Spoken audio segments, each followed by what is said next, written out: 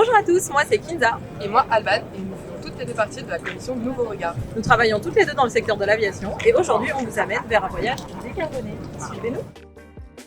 Prendre l'avion a un impact conséquent sur le réchauffement climatique avec de fortes émissions de CO2, des traînées de condensation.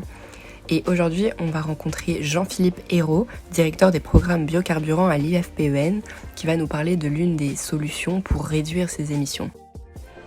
Le SAF, carburant aéronautique durable.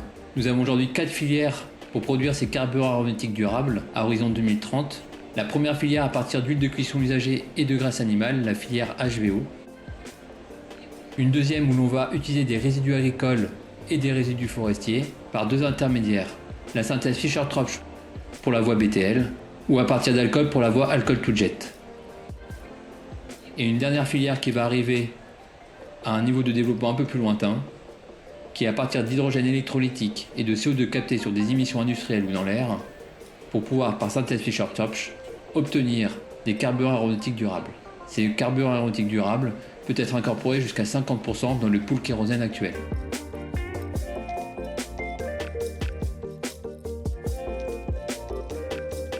Et Jean-Philippe, les entreprises de notre industrie, quel rôle peuvent-elles jouer dans cette décarbonation ? Très bonne question. Aujourd'hui, on a une trajectoire. La réglementation est très importante pour les industriels. Aujourd'hui, on a une trajectoire européenne d'incorporation de SAF, qui a été reprise également en France avec la feuille de route sur l'article 301 sur la filière aérienne. Donc avec une réglementation qui est stable et qui est présente, on a les technologies que je vous ai présentées juste avant. Maintenant, il faut passer au déploiement de ces technologies de façon industrielle.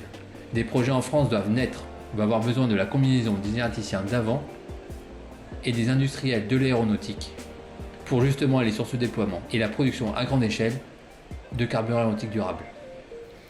Merci encore à Jean-Philippe pour toutes ces informations.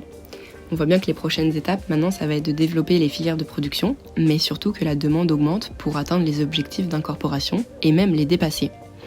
On note que le SAF est une solution qui va adresser uniquement les émissions de CO2, et donc ça va suffire seulement à faire un voyage un peu moins carboné. Pour un voyage vraiment décarboné, la seule solution, ça va être de limiter ses déplacements en avion ou de choisir des modes de transport alternatifs.